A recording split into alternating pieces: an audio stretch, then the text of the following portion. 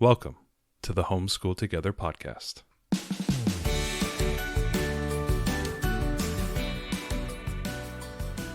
Where one working mom and a stay-at-home dad help you navigate the nuts and bolts of the growing and dynamic world of homeschooling. With a focus on early learners, like me. All the ins and outs of building and maintaining your homeschool life. Homeschool. Find out tips and tricks to make things like this easier. I'm reading. And ultimately, enjoy educating your kids. And what's that last thing? Have fun together. Did I do good, Daddy? Yeah, you did, sweetie. Good job. This is part 2 of the Homeschool Together podcast on terminology. If you haven't had a chance, why don't you head back and listen to part 1, where we talk about a number of terms, a number of homeschooling methods, and we're going to pick up here and continue on with part 2 right now. And so speaking about curriculum, maybe we should get into some curriculum terms. Yeah, let's go ahead. So the first one's spiral learning. And these terms are not necessarily curriculums, like types of curriculums. These are more methods of implementation, methods of doing. Right. You'll hear, oh, this curriculum relies on spiral learning. So that would be learning something at kind of, like, let's say, a shallow dive, and then going around the spiral. And the next time you come around to it, take a little deeper dive and a little deeper, as opposed to a mastery or sequential, where you learn something in order and you need to master the subject before you go on. And these can be used independently. They can be used together. So we use Right Start Math, and it uses both of these concepts, right? So it's going to teach a new topic. It wants you to master that topic. And then it's going to go ahead a couple lessons, and it's going to loop back around to something you learned before and maybe cover it in just a little bit more depth or a little bit different angle to enrich that and reinforce that concept that they learned before. So yeah, this is an and example. I think a lot of the ways they try to take into account the patience of the learner. Yeah. If the learner does not like to sit there and be told what to do and do workbooks one after the next, that can be very, very challenging. And sometimes certain learning methods fit better with certain learners. You know, we know some kids who do really well with workbooks. You know, they'll sit there and do workbooks all day. Right. My daughter cannot do that. Yeah, she needs things that are hands-on, but also things that loop back and reinforce and reiterate. Like we're doing our reading curriculum right now.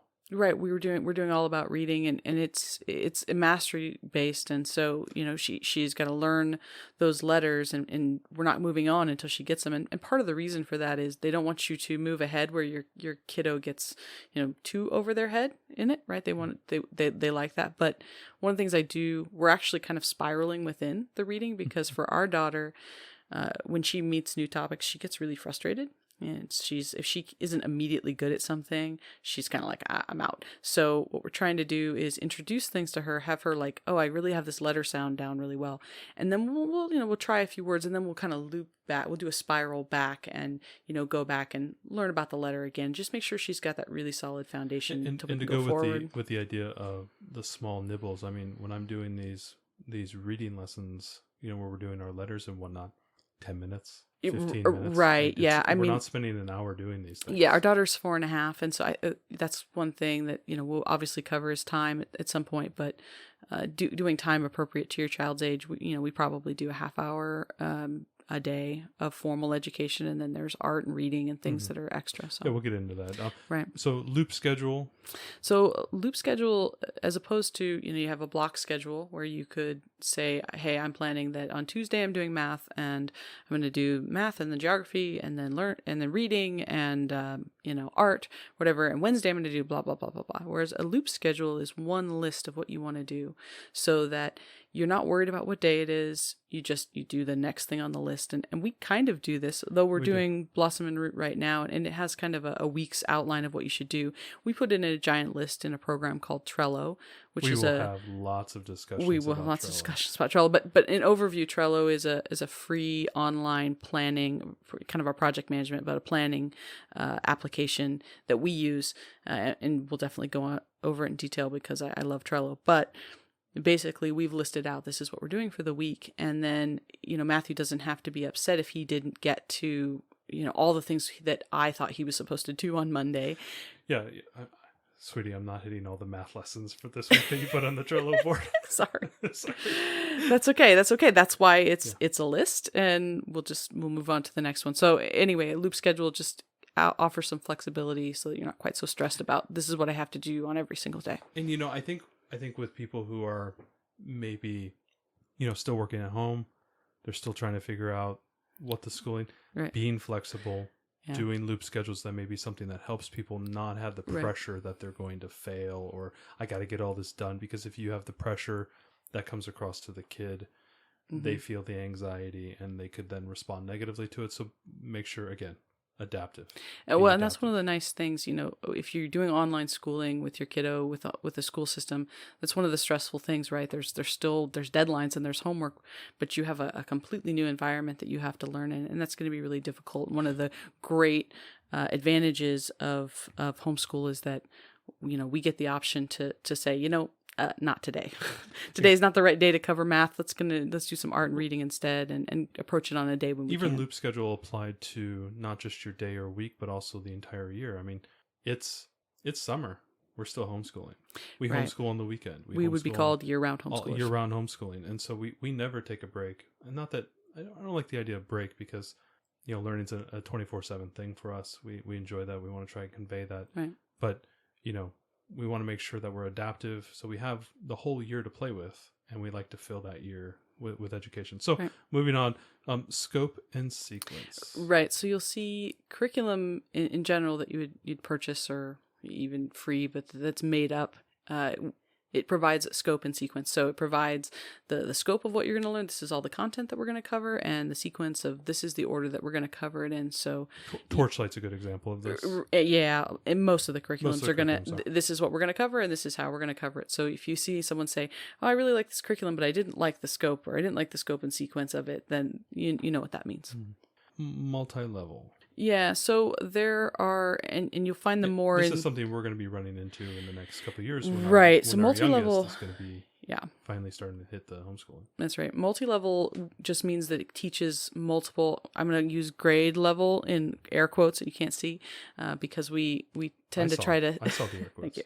We tend to try to stay away from grade level indicators often, but basically it just means that you can teach a wider range of kids. So Torchlight, which one of the ones that we're doing, we can do that when our older daughter is in 3rd grade and our youngest is in kinder. We can do that together. Whereas more traditional school at home curriculums like math and depending on where you're at in reading, those are going to be more one age. Whereas you could find history or science curriculums or geography that could be wider age ranges. So when you're managing too, this could be, take it into account. Or larger families, if you have like 3 or 4 kids, right? This could prove helpful to them. And it's probably going to be a mixture, right? You're going to be able to do history and multi-level. You're not going to be able to do math and multi-level. Absolutely, things like that. But that's what it means, that it's multi-age friendly. Okay, another term that we've had come up even within our curriculums is the idea of a spine. Right. So a spine is a book that you're going to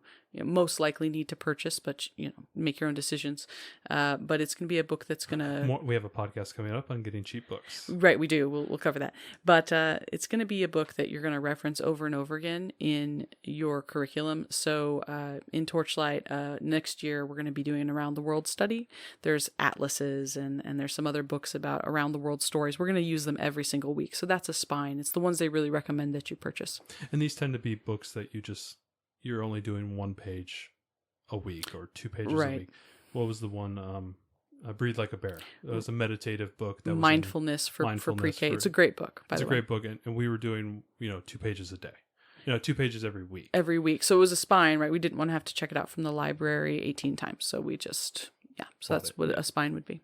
Next one is an extension. So extension would be something beyond the curriculum. So they may say, hey, we're going to be studying birds this week, and here's some books that you should read.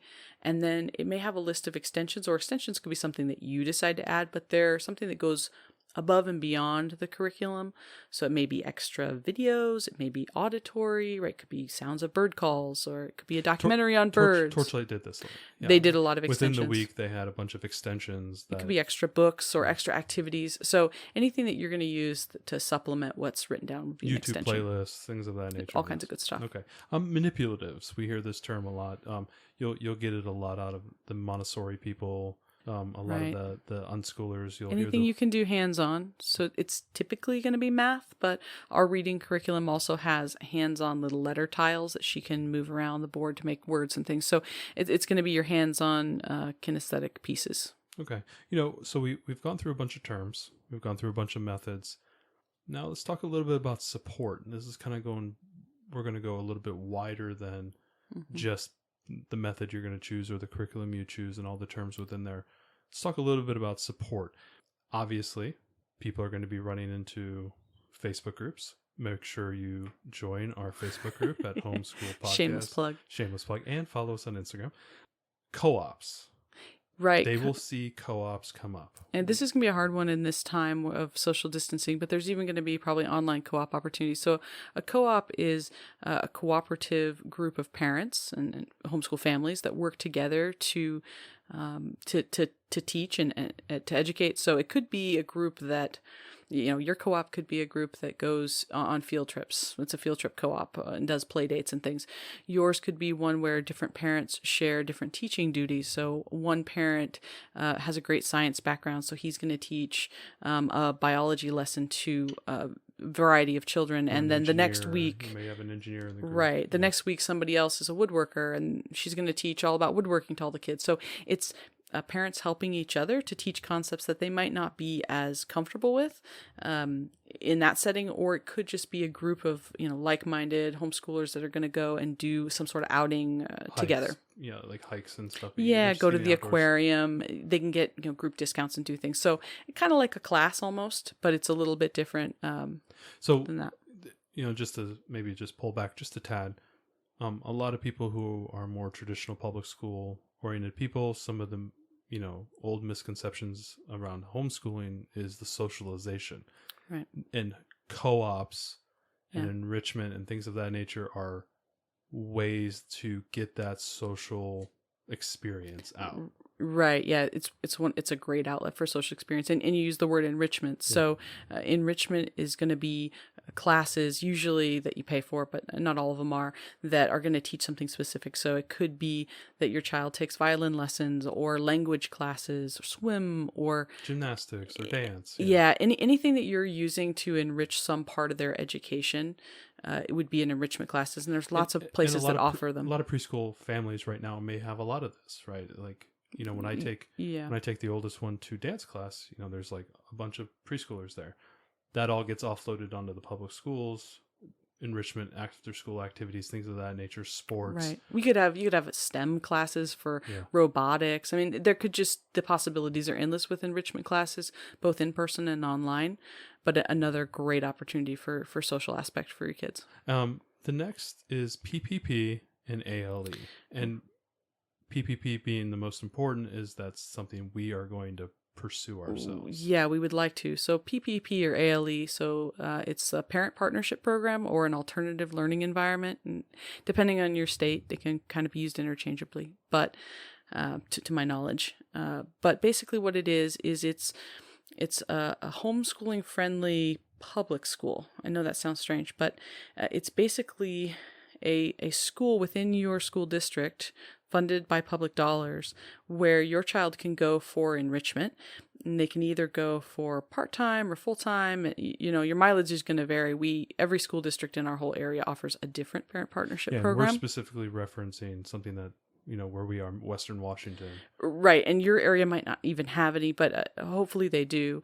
It's a great option for us. We're planning to send our daughter, when all of this goes away, God willing, to the parent partnership as a part-time student. So it gives her an opportunity to do orchestra and choir and engineering classes and just, all kinds of things that might be a little bit more difficult for us to do at home or are enriched, like elementary theater enriched by having other kids there. So it's a great option, and you'll have to look at your district and see what they offer.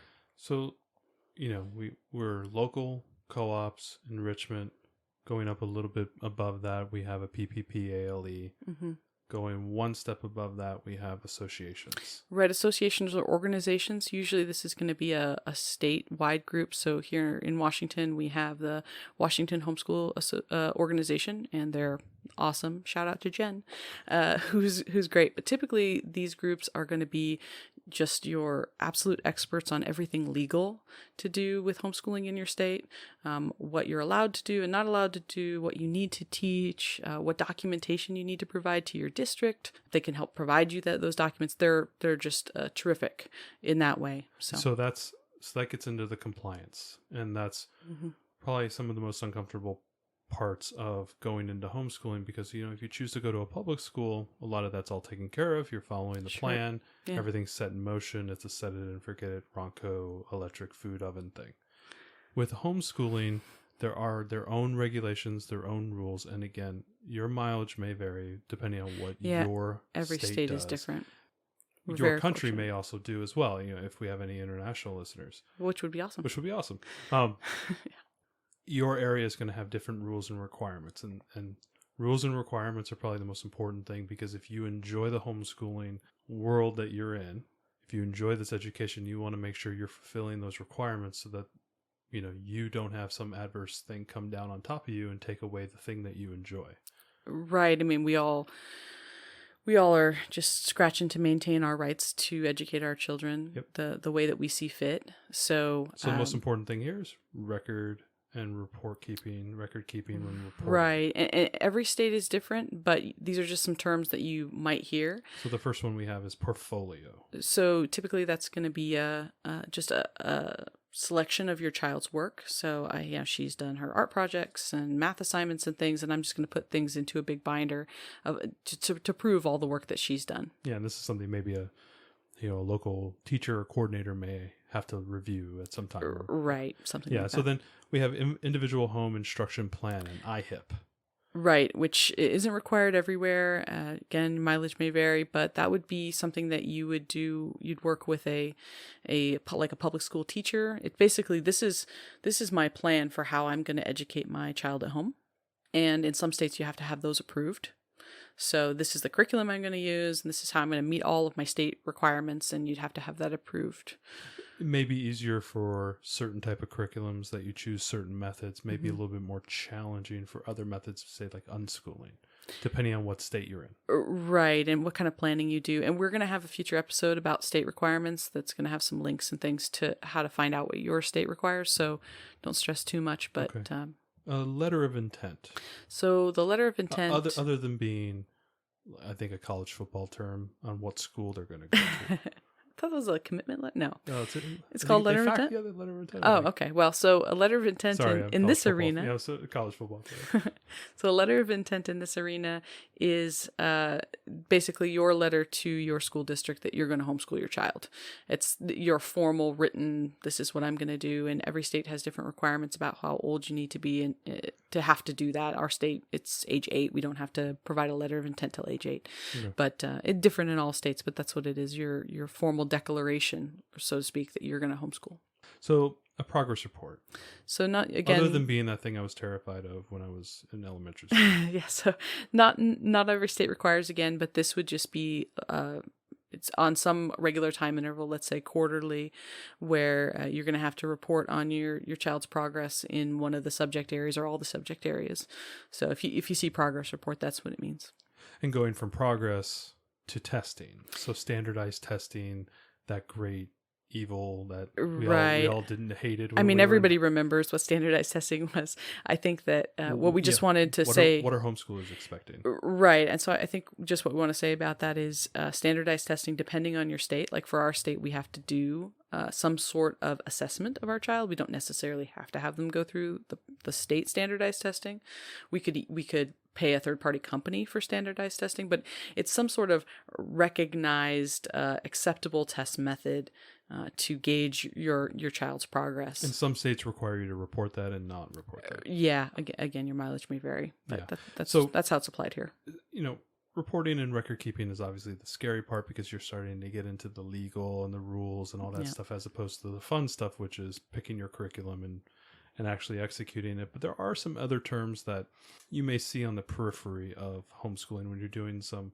And the first one, which can be, I think, a little unsettling, I think, at first, is the idea of deschooling. Mm-hmm. So, a lot of parents come to go through that right now. Yeah, a lot of parents are actually going through this. Well, I mean, considering it's still the summer, where we've yet to do it yet, but coming up, they are going to potentially be deschooling. And so what's deschooling? I saw a great, we know kind of what it is, which is, giving your child a break from public school so that they can kind of readjust. But I saw a great definition earlier that said that it was giving your child an opportunity to adapt from a school culture to your home school culture. And I thought that was like a great way to say it. We all have a culture within our own house, and our home schools have their own culture. So I just thought that was an awesome way to put it. It's not necessarily a negative term. I mean, some people can read some negativity into it, that I'm deschooling, I'm removing myself from like some pain or something like that. It's not really that. It's going from, sitting in a class of 30 kids with a teacher up at the front of the room doing testing, pop quizzes and all that stuff, and walking the halls and changing rooms and lockers, to I'm home, I wake up, mom may make me change out of my pajamas to do school. Mom may or may not be out of pajamas herself, or dad. I always get dressed. You always get dressed. I always get dressed. Just changing that, because that is so dramatic. It's so different. Right. It's really hard to take a student who's been in a public school setting and had those expectations and stresses and things, and say, hey, you're going into a homeschool environment and I'm going to change everything about the way that you learn and you are going to love it. Whereas deschooling gives them an opportunity to just take a break. You set up the methods that you want to use, you test out some things maybe, and they rediscovery of their love of learning in your environment. So I think it's a really important. And a lot of parents know sort of what this is like, because they were going from their office to working from home, right? Right. Big adjustment. Big adjustments. It's a big adjustment. It's a difference. It's not necessarily a negative thing, but the term is deschooling. Now, there are a lot of parents out there right now in the times of COVID that are all of a sudden becoming accidental homeschoolers. I love the accidental homeschooler term. Yeah. It's we'd always planned to homeschool, obviously, but that was, for many of you, that is not your first or even second plan. And so for those of you who have to homeschool and weren't planning on it due to COVID or due to other issues that you needed to change up your child's education, accidental homeschoolers is the right term for that. Next, you may read into, and I think this is very helpful for parents of younger kids who are just getting into this and trying to understand, what's the best way to teach my kid? What is my kid like? There are different types of learning styles, and the main core of them, the most common, would be auditory, kinesthetic, and visual. And there's a few others, but they're kind of within those definitions. And you will notice that, since we are focusing mainly on younger kids in this podcast, because we have younger kids, and trying to help those parents who are, worried about, do I send my kid to kindergarten? Do I send my kid to first grade? What do I do? Understanding that there are these learning styles. And when you're doing Google searches on, why is my kid not learning their writing? Why is my kid not doing this? Your kid may have a very specific learning style that is different than what you would expect. Why isn't my kid sitting here doing all the workbooks? Well, maybe they're more of a kinesthetic learner. Right. So kinesthetic meaning hands-on. At this age, this younger end of elementary and pre-K, definitely kids are naturally more kinesthetic, but they may also have auditory or visual leanings. So understanding your kid's learning style is hugely important. We're going to try to cover that in a later podcast where we can talk more in depth about it. But maybe something a little bit more lighter, a little bit more fun. Morning baskets. So is this when I get my breakfast in bed? Yeah, right. So, it can be a morning basket or just the idea of basket learning. So it would be a collection of items that you would get together.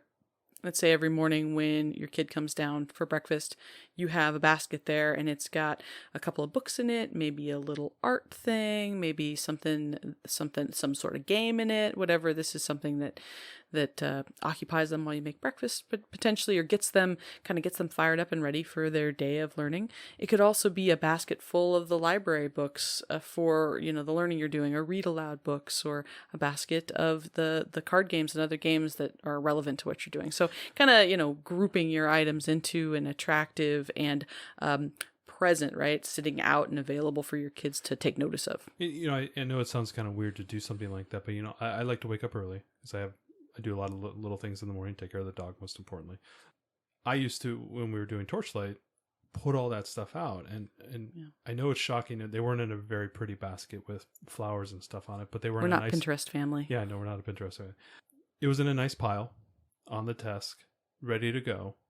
And our oldest would come down and she knew Dad had set stuff out, and so she would immediately go over there and look at what's coming up for today. She would get excited about what we were going to learn for the day. This is a real thing. I know it kind of sounds kind of goofy, but if the kid knows at this one location is going to be all the stuff we're going to cover today, she gets really excited because I'm pulling out new library books, maybe books she hasn't seen yet. The first thing she wants to do is grab that library book and look at it. This is also a really fun concept for your younger learners, like our 1-year-old, to put a new basket of toys out every morning, so that when you're trying to do something with your younger's got something that seems fresh, right? It's just you recycling your toys in different arrangements, but you're making it appear like, hey, this is a new thing that you should take notice of. So and lots of good ideas on baskets. This doesn't take an hour to do. It took me 3 or 4 minutes just to look at what the curriculum had, pull the books out, put it together. Right. Doesn't take much time to do, and it's a really nice way to kind of spark the day. Yeah. And it also gets you in the right frame of mind of what you need to do for the day as well. There's also, you can also do like quiet time baskets when you gotta get some of your remote work done or something. This is all kinds of quiet activities in a basket. There's a million basket ideas, and y'all can look them up. This 1-year-old needs a nap, time to do some quiet time. Right. That's also a good part. A couple terms that people may have read in the news lately. I know they're getting kind of popular. A lot of people are talking about them. Some people don't like them. The idea of pods or micro schools. Yeah, these aren't really homeschooling terms, but we wanted to cover them because people are seeing them so often, and just wanted to make sure that you knew what they were. And pod or a micro school, from what I've seen in the various articles I've read and listening to people talk about it, is it's really just a group of families coming together and hiring a teacher. Now, this could be in a number of ways. It could be a tutor that maybe comes in once a week. A roaming band of like a micro school that goes from house to house. Which would be, if parents are doing the teaching, could be kind of a co-op. I don't know. We're in a very flux time right now. Yeah. And we don't know if it's legal, social distancing, all that type of stuff. So mileage may vary on this one. Do be careful about it.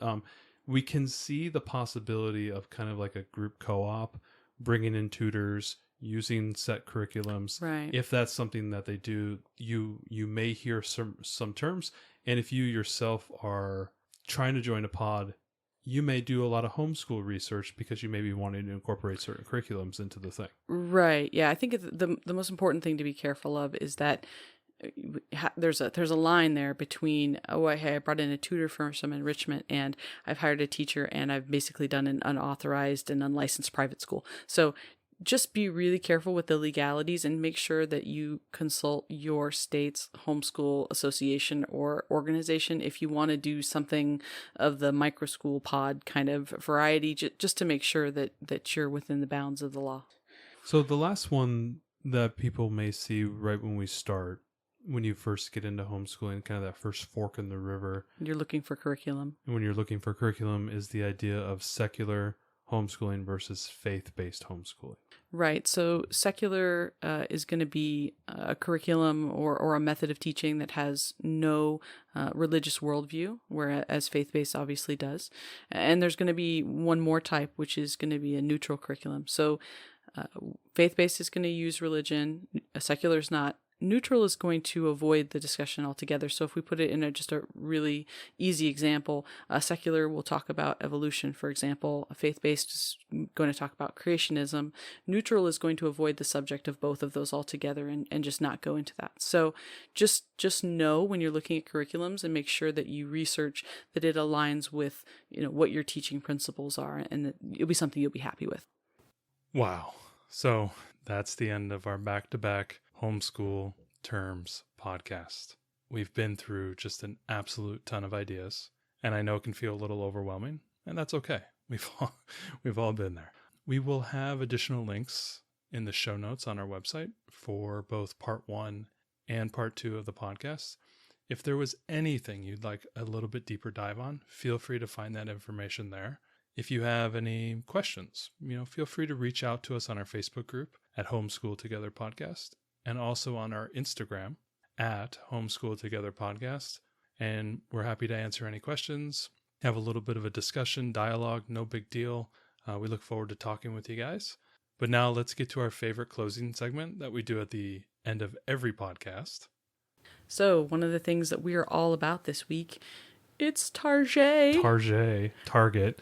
If you've had a chance, make sure you bring a mask. Head out to Target. They have an unbelievable section right when you walk in. Is it called the Dollar Spot? Something like that. I don't know if it is because they've built this for homeschooling families or at home. I think it's just education. because it's just prior to the school year. I think they always have cool stuff there. Yeah, and so we went in the other day and absolutely cleaned up on $1, $2, $3 little manipulatives. Little learning things. I got these great stamps for letters. Yeah, that has really helped our daughter advance. They had felt money with coins and bills and things, and to learn change. They had a neat little thing of Mega Blocks that actually had dry erase on one side that you could write letters and you could mix them up, or you could do numbers. They have dice that are dry erase on the sides, so you could do number. It was just awesome. It's just been a great little addition to the homeschool, and also it was really nice. I've been pulling them out slowly, and introducing them piece by piece, and every week there's a new manipulative for the little girl, and she's so excited about it every time we get it, and it really helps to spur that interest, get her through the subject, get her into something new. And then now I've incorporated those into the general learning. What's been really cool is that it's almost like I have another tool in my tool belt. I have all these cool things up on the shelves. I can pull them down. If I see she's, being really kinesthetic today, I can pull out the stamps. Right. And they were very affordable. They also had a terrific selection in this Dollar Spot area of organizational bins and things. They had book bins that fit together. They had ones that actually allow your books to face forward. So we were able to put all her picture books facing forward in a couple of We got a podcast files coming up about organization, don't we? Yeah, and it's terrific. They had different kinds of book bins. So things for organization, all kinds of different manipulatives, other wall decor and things for your schoolroom. Check out Target. You can't get any of the stuff online, so you actually have to go in. So grab your mask and head to Target. Thanks so much for joining us today and making us a part of your homeschool journey. Please engage with us on social media. Join our Homeschool Together podcast group on Facebook and find us at Homeschool Together Podcast on Instagram. We'd love to hear your feedback, questions, and recommendations. Until next time. Happy homeschooling!